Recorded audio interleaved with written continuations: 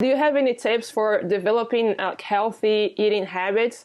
Again, I know it's easier for us to start when we have parents or older siblings that, do the same thing at home. So what are some recommendations or tips that you have for young athletes out there?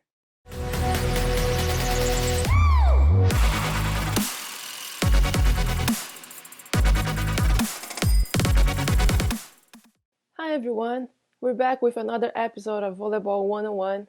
I'm Mari Silva, a full-time coach here at NVVA, and today we're going to talk about the importance of a health diet for young athletes. We know that there's a lot of things we can do off the court that can help us as players on the court, and eating healthy and keeping a balanced diet can be a powerful tool to improve our performance. Today, I invited a former classmate of mine to help us with this topic. Her name is Layla Hudjo-Deeds. Layla earned her bachelor's degree in dietetics from Purdue University while being a part of the cheerleading team and a member of the UCA national competition team all 4 years. She completed her dietetic internship at Tulane University and worked as a graduate assistant at Valdosta State University while working as the director of sports nutrition there.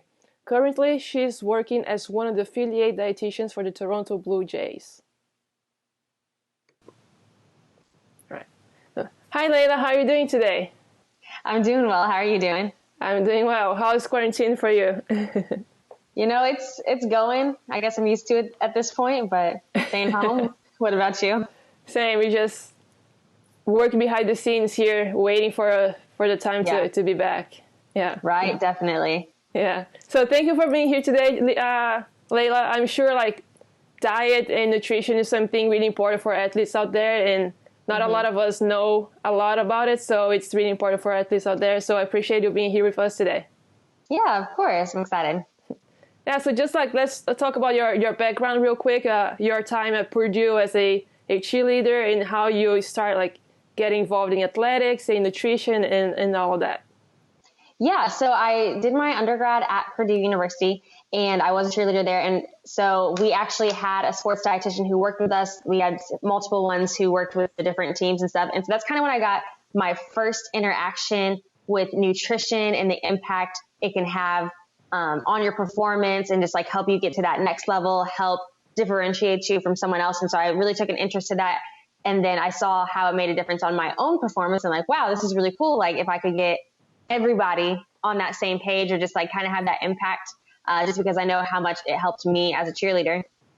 So that's really what started my love and interest in sport nutrition. And then from there, just kind of started diving in more, learning more about it. And then just talking to different people, seeing different programs and everything, and just what they're doing is just that impact you can have and how it looks for different sports, how it looks for different ages, and just, I don't know. It's really cool because everyone can benefit from it. And then it sets you up for success as an athlete, and then also just for the rest of your life, knowing how to have good nutrition. Yes, absolutely. So when you started college, you already knew that you wanted to do that, or you changed your mind as you started experience that athlete life and that nutrition part of it? Yeah, I actually changed my mind, and it was really just from those interactions and learning more about it. I didn't really know anything about dietetics or being a dietitian or anything when I went to college, and it was something I just kind of found out about. And then again, that firsthand experience was wow, this is really cool. This really makes sense and makes an impact. I want to do this. I want to help other people do this. So that's really what changed it. It was just my own interaction at college. Nice. So when you were a teenager, maybe in high school, did you eat healthy? How was your nutrition back then as a teenager? I feel it's kind of all over the place. When you're younger, you can get away with eating a little bit different, but I was fortunate. My mom always cooked growing up too. So always had those home meals and liked fruits and vegetables. And so ate pretty healthy, but also went through the drive-through a decent amount. You don't really think about it. Just oh, it's convenient, or you're with your friends and just okay, whatever. Yeah, we think we all do. We all have our cheat day sometimes. Right. Yeah. Yeah. So that was going to be my next question. Did anybody in your family, maybe parents or older siblings, influence you in eating healthy? How was their diet back then? And how did that influence you? Yeah, I definitely think my mom had a big impact. So she's lived in a bunch of different countries throughout throughout her life. And so just, she's always had different cultural like foods and stuff that she's making or trying or buying. And so I've really been exposed to a lot of different kinds of foods from her. And then again, she's always like cooking home cooked meals. And so I think that made a really big impact on just everything that I eat now or things that I try. And so that was always good. Yeah, it's nice. So in my case, my parents, my mom always cooks, but my parents were never athletes. They never, knew how to deal with that life. So I'm not going to say that they ate healthy. Like, they didn't eat unhealthy, but it was not healthy enough for an athlete, So to me, like growing up, it was kind of harder for me to maintain a healthy diet for an athlete because, my parents were not athletes. So it was kind of harder for me in that situation. Oh, yeah, definitely. Because there is a big difference as well that a lot of people don't fully understand. And like starting that when you are younger has a big impact as you get to college, as after college, and just your entire athletic career. Yeah, for sure.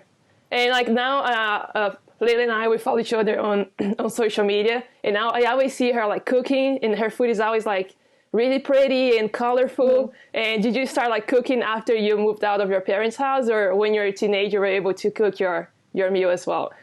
Yeah, it was really just after I had moved out. So in college and stuff, I think just because I was used to having home cooked meals. And so I'm like, hey, I got to figure this out. Like my mom can do it. I can do it. And so just started playing with stuff and different ingredients, finding things that you like and are comfortable making or quick. Just really adjusting to like that college, that athlete schedule and lifestyle. Yeah. And you come up with your own recipes, or you just follow recipes you find online? Yeah, I really just kind of make things up as I go. I like to call it creative cooking. So yeah, they always look pretty, all colorful, and your plates are always like really pretty to see at least. I appreciate it. Yeah, it normally turns out pretty well. So I don't know. Well, they look good, so that's something. So like if you do you have any tips for developing healthy eating habits? Again, I know it's easier for us to start when we have parents or older siblings that, do the same thing at home. So what are some recommendations or tips that you have for young athletes out there? Yeah, I would say first tip is just find stuff that you like. If you don't like broccoli, that's okay. You don't have to force yourself to eat broccoli, but just finding another green vegetable or something that you would like to incorporate or you like how it tastes, and starting with those things that you really enjoy, because that does make a big difference. You're still going to get a lot of that same nutrient value, but then it's also in a maintainable way because you're not forcing yourself to eat something you don't like. So I think that is a good tip, and just like being able, just trying new things. Sometimes it might look weird, or you might have not had it before, but it might not be that bad. Or you've had it before, try again. Just as you continue to grow up, your taste buds are changing, preferences are changing. So something you didn't like when you were a kid, that might be different now. So again, like trying new things, finding those things you like, trying to incorporate those. And then just as an athlete in general, you want to just make sure that how much you're eating, it matches your output.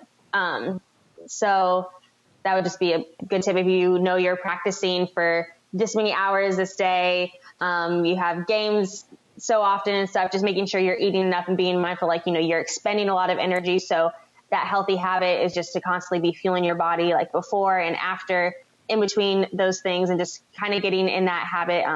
Just because I know, especially with volleyball, like you guys have so many like games going on. If you have a tournament, just back to back. And so getting in that habit of just starting to like consistently be fueling your body is going to be really important. Yeah, no, I agree that when you said about like trying new things, even if you think it doesn't look good. I can use my experience when I was home and younger. I was really picky because my mom would cook whatever I wanted. So she always cooked like the specific thing that I wanted. But then when I moved here and I had this whole new world and whole new food in front of me, and I had to try new things. Like they didn't look good to me. I was really picky, but because of the situation, I had to try new things. And today I'm just used to try new things and eat different things. Exactly. It was kind of the situation kind of forced me, but that was good because now I'm more open-minded to try different things. And hopefully everything wasn't as bad as you might have thought it was. So. No, it wasn't. A lot of fast food though, but I think I was able to control myself on that. Good for you. Yeah.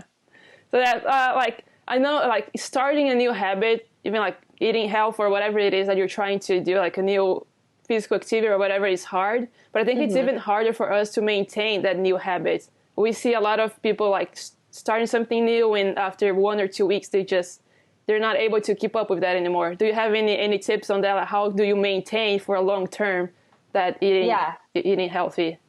Definitely. So that kind of like goes back to the first point in general, like find stuff that you like, because if you actually enjoy it yourself, it's not going to be that hard. Like if you really like apples, like it's not going to be hard to have an apple before your game or in between a game or something like that.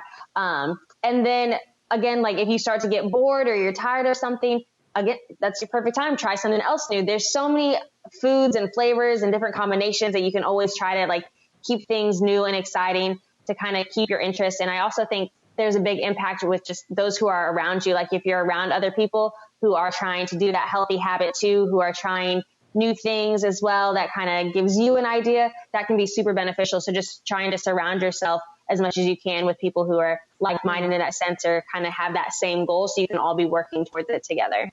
Yeah, that's all. I think it makes it easier when you have someone by your side that they're doing the same thing. So that's really important. Like when I was growing up, like personally, I didn't have much information on nutrition. I didn't know much, and I didn't know where to find that information. And today we see a lot of like accounts out there, social media accounts out there, like that share a lot of information. How do you know when those accounts are like real or like fake news? How can you trust those social media accounts out there? Because we see a lot of them nowadays. Yeah, no, that is a great point. So that's one thing that is really tough, just because so many people are putting out news. Like, is it really true? I'd say like if you're checking the sources, so if they're saying where they got it from, you can always kind of look into that. If it leads you to like a blog post or something, or they got it from something kind of sketchy, I mean, you have a good idea, then it might not be the most reliable. So for one, you can always kind of check those sources. And also too, if you are following someone, like if they have a credential, like if they're a registered dietitian, you can pretty much trust that, just because that means like they are certified and licensed to be saying this. They're not going to be putting out false facts. So just like looking at the right sources. So like the RDN is always going to be good. Sometimes they'll put it as like a nutritionist at the end. But if you're just following someone who doesn't have anything like that, they're not really saying their sources and just might be their personal preference, that might not be the best source. So again, just kind of looking for those little things. Yeah, to me, I think if I see something that's too good, I think it's just not true. Just follow this diet and lose 30 pounds in 2 weeks. I think that's not, there's some trick in there. Yeah, if you ever see there's always like the fad and the different trend diets and stuff. And if someone is saying something super crazy, it's probably not true. Like, oh, if you drink this, you can cleanse your body in 2 days and then you're going to lose all this weight. Like that's not real. So if anything, that's a great point. Like if anything seems like too good to be true, then it probably is good. Not. Good nutrition, that's going to be consistent. It's hard work and everything. So good thing to look for as well. Yeah, I agree. I think that the hardest part for us, like to follow a healthy diet, is because the results take a while to show. Like you don't eat healthy for a day and then you see results. So it's about that habit, like stick with the habit for a long period of time.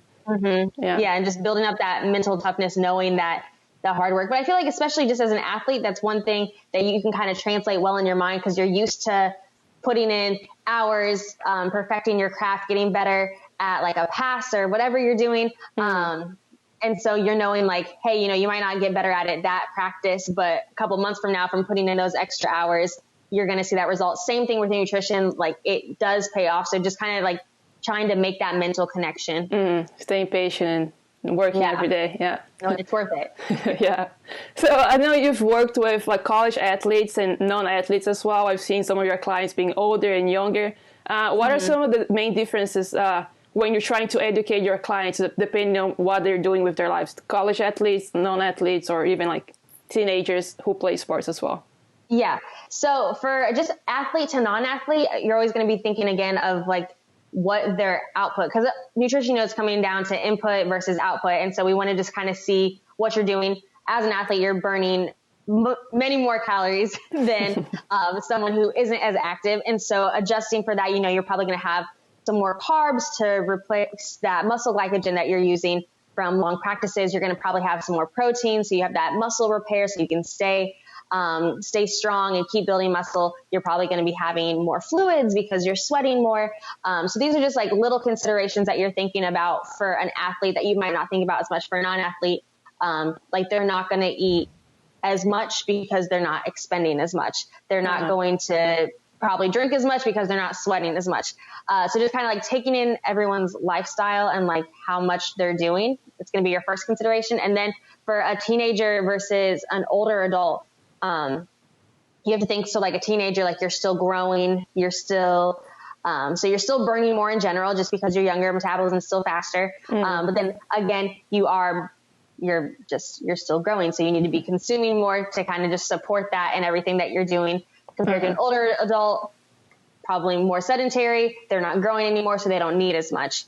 So again, just taking in those factors as well. There's a lot of different, so like your age, how much you're doing is going to make a big impact. And then like your actual size, like are you tall? Are you short? Are you larger? Are you smaller? Just taking all those into account. So it's very individualized approach. Yeah, I bet. And like using your experiences with your clients, do you find that younger people are better at following your recommendations or older? Like what kind of population is the best one here?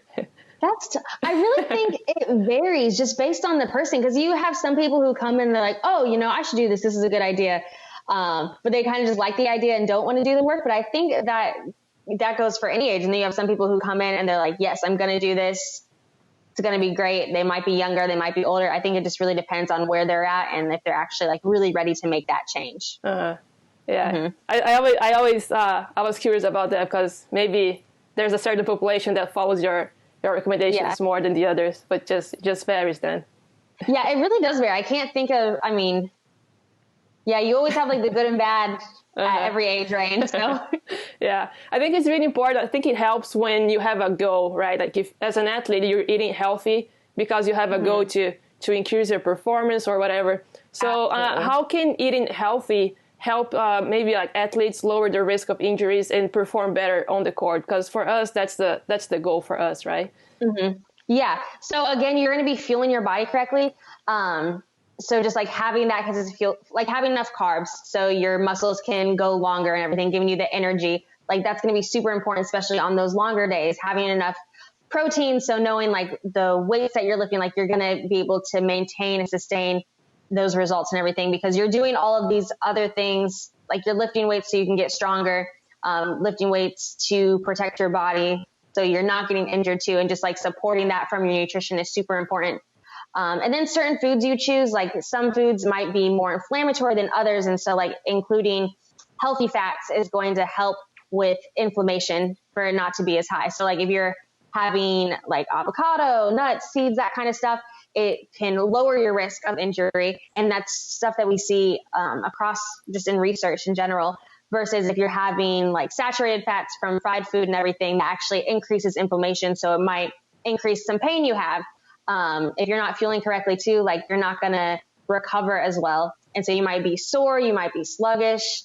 And that's just nothing, you don't want any of that as an athlete in general. So like picking the right things and having the right amount for your body, it's going to impact every area, your performance, injury, your sleep, recovery, just so important. Oh yeah. I think those are some things that we don't really see. Like sometimes we get hurt and we don't know why, and maybe your diet has an influence on that. So yeah, like, absolutely. Yeah, even like low, and you always, my experience as an athlete, I've seen like players, like my teammates, being tired or not having energy, and sometimes like they just think it's how they are, but maybe it's because they're not eating healthy enough, and that's just a symptom of their poor diet. Yeah, and that's something you don't always think about, but just like you're constantly eating. It's something you have to do every day. And so like your body is really running on what you put into it. And so that impact and consistency of it is going to play such a big role in every aspect. Like you're saying with having enough energy, like it's probably not the person. They might be having food that physically, mentally slow them down. Oh yeah. And I can even like use examples from when I was as a player with my teammates. I remember vividly talking about like food and diet with a teammate, And I told her she wouldn't eat well, she wouldn't sleep enough. And I told her that if she did, she would probably play better. To me, she was underperforming. And then she started arguing with me, saying that she was being consistent, so she didn't think that she was underperforming. So I told her, maybe you can be, if you start eating well and take care of your body outside of the court, you're going to still be consistent, but at a higher level. So absolutely. So like some people think that they're not underperforming because they're doing the same thing every day. But if they take care of their bodies, then that consistency is going to just be at a higher level. Yeah. And that's one thing that really takes athletes to a whole different level, I feel like, is when you really start to take into account your nutrition, because you can be so good at one place, and that can just kind of be that little extra edge that you have over somebody else, like that extra energy to last you a little bit longer performing high. And just, that little extra. Yeah. It's hard to make athletes see that thing, because they don't. It's way easier for us to just eat whatever we want, other than, eating healthy and following a diet. Talking about diet now, is there any specific diet that you recommend for athletes? I know that nowadays we see a new diet coming out every single day with different focuses and all that. So is there a specific one that you suggest for young athletes out there, or anything like that? Yeah, so I would say just having a variety in your diet, like not cutting anything out. It's super important that you are having carbs. It's super important that you are having protein. It's super important that you're having fats. And so don't want to ever be cutting those out. And then just kind of finding that balance. If you're trying, like if you're younger, you're putting on weight more, you're growing more and stuff. So having some more whole grains, that's going to be really important, filling your plate up with that. Having lean protein. So we don't want to have fried stuff. If we're grilling it, if we're baking it, that's going to be a better option. And then having those healthy fats that we talked about. Again, not having everything being like buttery or fried or super creamy, and just like choosing nuts, seeds, almonds, peanut butter, those kinds of things. So finding that balance, and then having a colorful diet, I think is really important too. Like you don't want everything on your plate to be the same color, because each color is going to have those different nutrients. And again, you're looking for that extra edge. And so having that variety in there, making your plate look pretty. It's not just to look cool. It's not just be like, post a picture of it. It's actually going to be so much more beneficial for you as an athlete, for your performance in general, and just that longevity, having a colorful diet. And the last one is just always like hydrate a ton. You're always sweating everything. Like water plays a role in so much. Like you don't want to be catching a cramp. You don't want to, cramps is a big one. So I'd say just a general healthy diet, not trying to do any, like you don't need to be keto. You don't need to do anything like that. Just making those good choices. Keto is a big one nowadays. We see a lot of people following that diet. Yeah, definitely. Which is fine to each their own, but also you have to remember, like as an athlete, what your goal is. Like your goal is to be the best volleyball player, best athlete that you can be. And so cutting something out, like that's not the time to be doing that. Maybe you can do that later in your life if you're really interested in that a few years from now, whatever, that's cool. But right now you always need to just be focused on getting better at your craft and what's going to take you there. Yeah, I agree. Yeah. And like on the other hand, is there any diet that you don't recommend at all? So like if you see this diet out there, please don't follow, because it's not going to be helpful for you as an athlete. Some false stuff that you shouldn't do a detox. If anything says it's a detox, don't do it. Can you explain what a detox is, if there's someone out there that doesn't know? So you'll see a lot of times people are like, oh, if you could drink this tea, or I'm going to do like a juice detox or something like that. Anyway, so your liver and your kidney, they naturally detox your body. And so anything like you eat, drink, it's not going to have an impact. So that's just something that I think gets hype in social media or something like, oh yeah, you can do this, and it's going to help reset your body. Like, no, if anything, if you're really wanting to do that, maybe just like try to incorporate some more fruits and vegetables for a couple days and get back on a healthy regimen. I don't know. There's a lot of diet. I don't think like an athlete really should be following a specific like trend fad diet that you're seeing. Again, you just want to find that balance of having like those whole grains, lean protein, healthy fats. So that's the only diet that they should really be concerned about. Yeah. And I mean, you can correct me if I'm wrong, but I think that things work different for different people. We have different metabolisms, so maybe what like one diet works for someone, it's not going to necessarily work for someone else, right? Yeah, definitely. Yeah, very individualized. That's a great point. Yeah. Yeah. So that's important to not like just follow social media accounts and follow what they're saying, but instead of getting like an actual professional to help you with that individualization in your diet. And also remember, who you're following too. Like you might see a diet working for this on social media for this person, but it's like, is that person, are you comparative to that person? Like, are they an athlete? Are they training? And that kind of thing. And so it might work for them where they're at. So that's, again, like if you're really interested into it, you can maybe try that diet or whatever at a later time, but your focus right now, you always want to just be pushing to be the best athlete that you can be if that's your goal. So having that diet and I think me personally, I think people even get mad at me because when I say that I can't gain weight. So I remember you saying this. People get mad at me, but like to me, I think everything worked different because if I try to follow what other athletes were following, then I don't think it would be beneficial to me because my metabolism is just so fast that I can't gain weight anyhow. Like I can't gain weight at all. So I think like to me, it was my diet would be really personalized because my metabolism was just so different than most of the other athletes out there. Absolutely, yeah. And then find that approach of how you can make it work. Like your schedule. Or how you prefer, like you'd rather have big meals versus small, consistent snacks. It's just going to be really important, again, to sticking with it, how we kind of made that point. You don't want it to just, if you're trying to gain weight, you don't just want to try something that's unrealistic for 2 weeks and then fall off. You want it to be able to work and maintain in your lifestyle. Yeah, that's good. So now we're talking about nutrients and that kind of stuff, but to be more specific here to help the young athletes out there, just give us some recommendation, like specific foods that we should eat that is just like easy access for us. We can just go to the grocery store and buy them. So just like basic things that can help the young players out there that don't really know what to buy or what to get when they're trying to build their diet. Yeah. So like some good staples to have. Again, fruits and vegetables, there's not going to be a specific one, whatever you like. If that's apples, that's grapes, that's Brussels sprouts, carrots, incorporating those colorful foods is going to be really important. Having things like brown rice, whole wheat pasta, whole wheat bread, like making that switch instead of having white bread, get 100% whole wheat bread.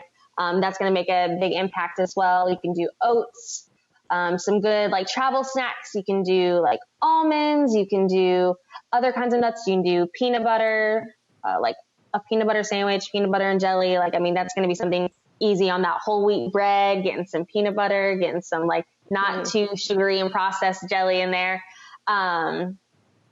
Let's think. And then, so for proteins, again, like finding those lean things, like that might be a rotisserie chicken, that might be like the tuna packets, that could be something that you're baking, could be like some salmon, could be fish, trying to stay away from like those fried things. And then what do you think about eggs? We see some controversies about eggs. Love eggs. Love eggs. Yeah. So research actually shows that, so there was like, you don't want to have eggs because it's going to impact your cholesterol negatively. And research has shown that actually doesn't translate to your blood cholesterol. So it's like a different processing. So eggs are great to have. Another one, you hear like potatoes, they're not bad. Like have a potato, have a sweet potato. Like those are all going to be good things. Trying to stay away from more packaged stuff. Like if you can cook yourself or try to find things that are less processed, that's going to be a little bit better.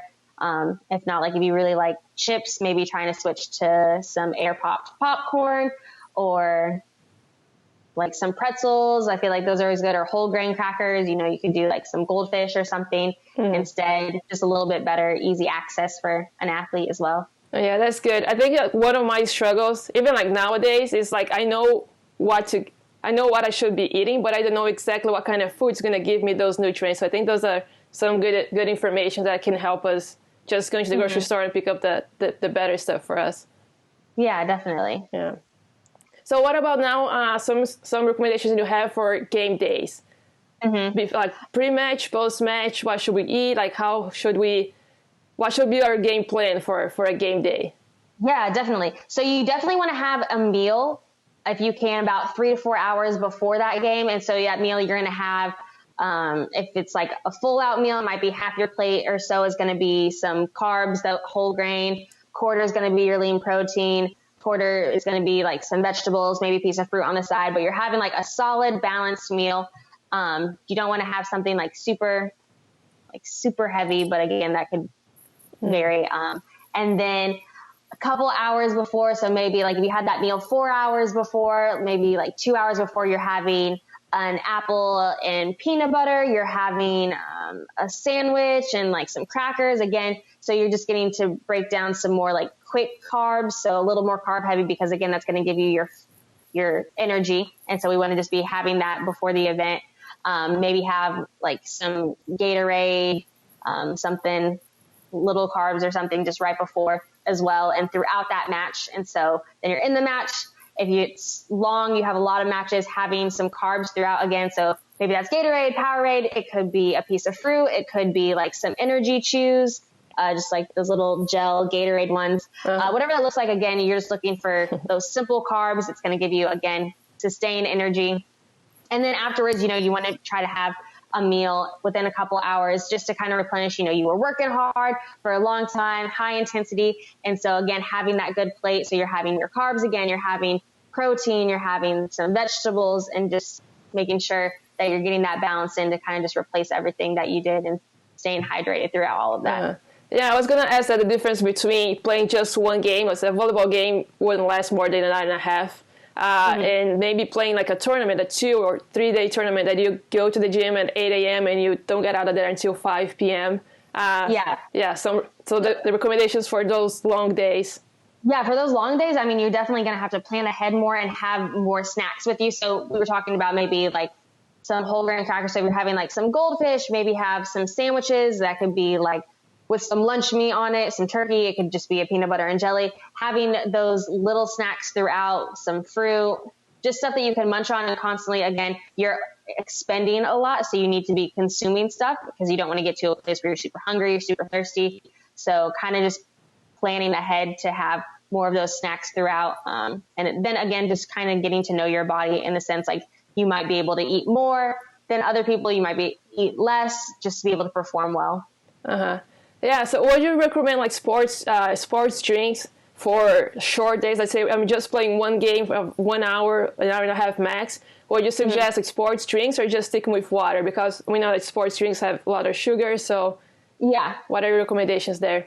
I think that kind of varies on the person too, like on how much you're sweating in general. So like if you're someone who, like if you're playing that entire match, you're expending a little bit more, you're super sweaty, you might need to have some of like that sugar from the energy drink. But if you're someone who kind of only goes in for a shorter amount of time or didn't play that much, you don't need it as much. But especially on like those long days where you have tournaments, I think it can be beneficial just because that can kind of replace having, instead of having like an actual food, you can have like some carbs, some electrolytes from that energy drink. And that might be what you prefer instead of actually eating. Again, getting to know your body in that sense. Yeah, good.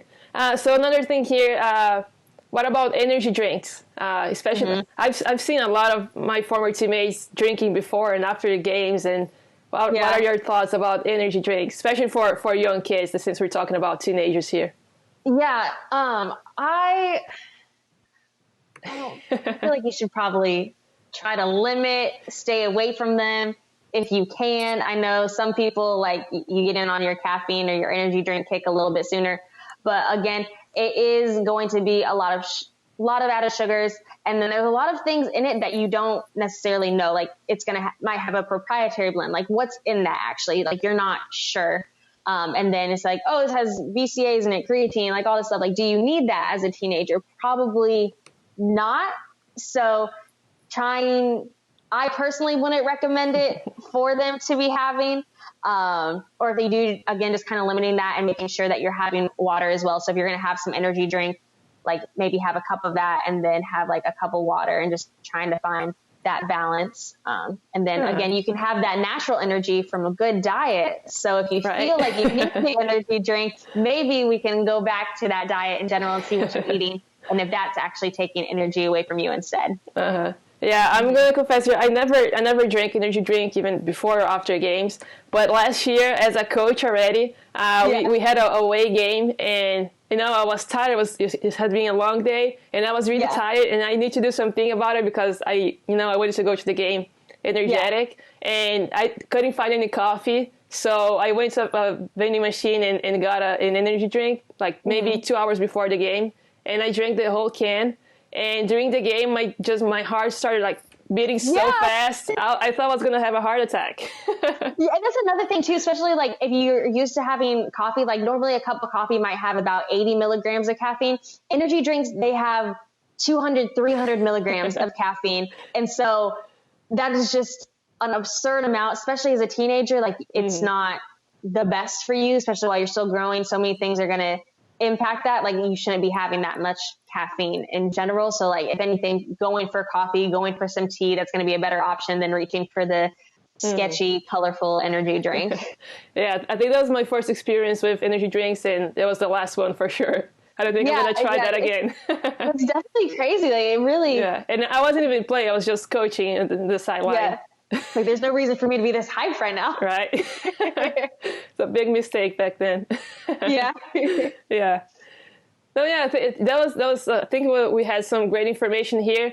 Do you have before we go, any final tips for athletes out there? Anything that you would like to share?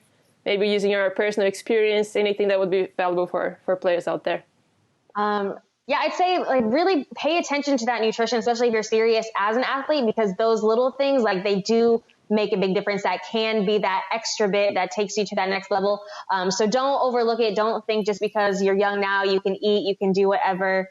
Don't think that's enough, and just know that like eventually at some point, you're probably going to realize if you're still an athlete that that diet is going to be more important. So building those habits now is just going to help set you up for success and kind of put you above other people who aren't doing that. And I mean, that's what you want. You want to be the best at what you're doing.